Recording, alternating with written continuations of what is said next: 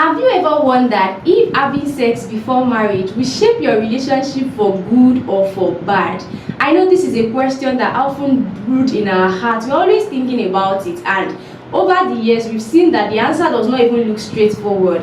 But in this video, I'll be sharing with you every aspect of it that is always bothering us, from the emotional to the cultural to the spiritual part, so that we can both have a holistic look at this particular matter and decide if it is something we would want to do or we will just wait. So let's look at the emotional part first. Sex before marriage often creates these emotional ties that overshadow compatibility. It is more like once you are emotionally connected, your mind is so fixed. It's like there's this rush in your tummy, there's this rush in your mind. You want to see them all the time, you want to be around them all the time. Not because every other things else have been checked. It is more like you are emotionally connected, you are physically binding together.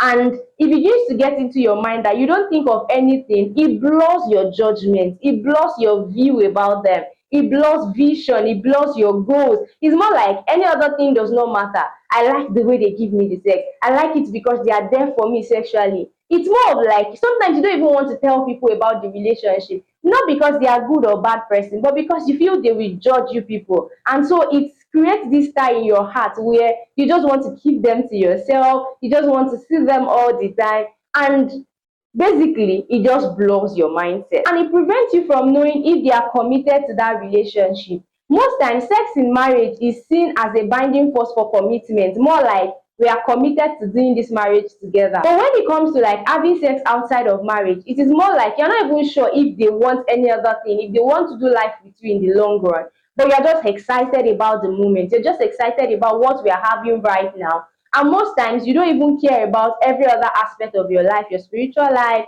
your finance, anything, growth, purpose together.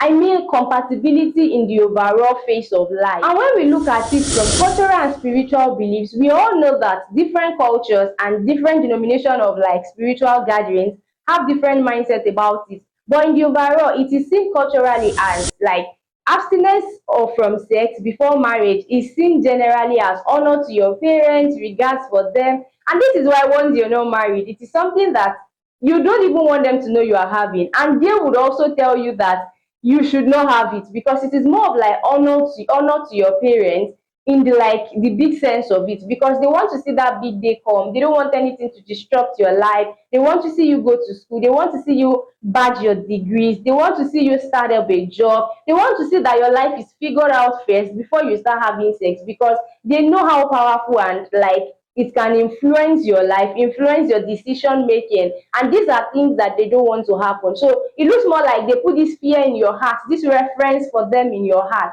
where you can't have it. And when we talk about the spiritual aspect, it is more like saying that you are seeing it as acknowledging that your body belongs to the Lord, a temple for the Lord. And God also told us that the marriage bed should not be defiled. So it is more like saying that you are referencing God by keeping the temple He gave to you, which is your body. And so in the spiritual and cultural aspect, it's like saying that abstinence from sex before marriage is very vital to the essence of man. Christ. Your parents must not know you are having sex, neither must your church leader know you are having sex. So think about it that way. It's more like saying that you no longer have regards for your parents, you no longer have regards for God.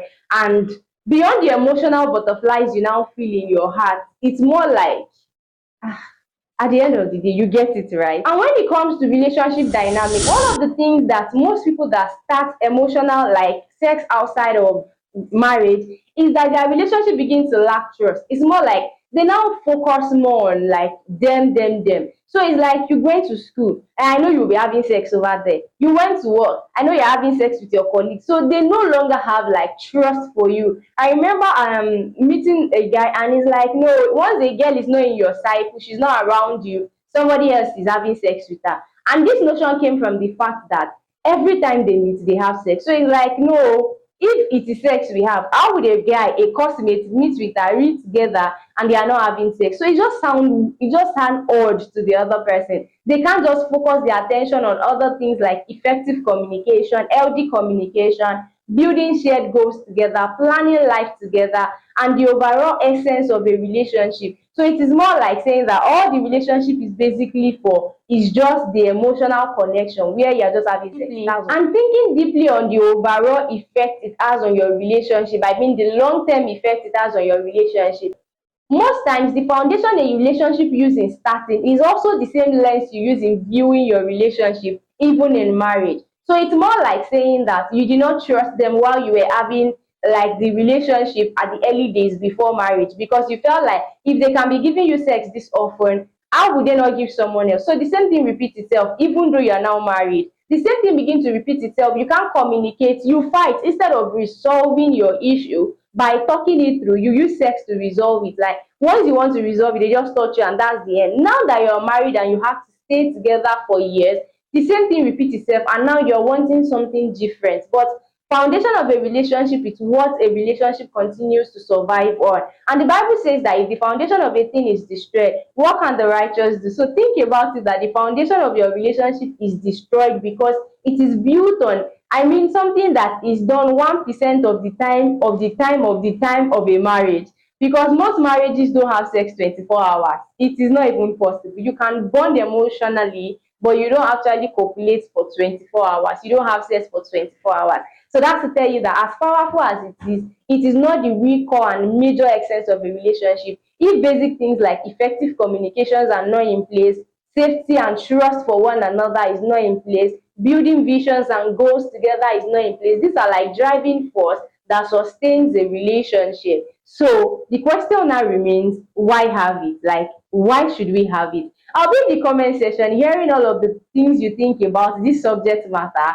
And if you have things that you want to share with me, like you deeply, deeply want to share, and you just want to share with someone that you feel will not be judgmental, someone that you feel will have a listening ear to listen, just check the link in my bio and so you can reach out to me.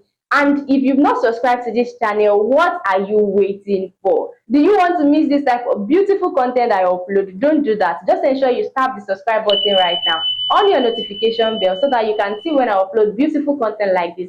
And also share this video so that others can see it.